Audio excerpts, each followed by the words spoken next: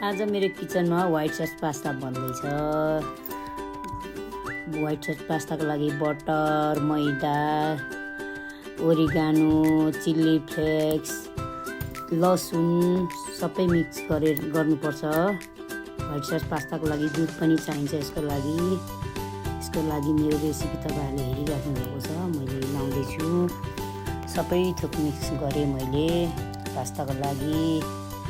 यो चाहिँ मैले मायोनिज लगाउँदैछु, मायोनिज पनि चाहिन्छ। यसलाई मैले खोल्दैछु। यो चिज लगाउँदैछु, चिज पनि हल्का चाहिन्छ स्वादको लागि।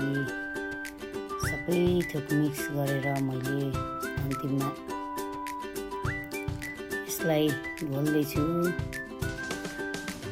यो अब मैले मसरुम पनि लगाएँ, मसरुम पनि चाहिन्छ हल्का। स्विट कर्न पनि थोरै मात्रामा राखेको छु मैले। सबैलाई मिक्स गर्नुपर्छ। मिक्स गरिसकेपछि अब मैले पास्ता लगाएँ।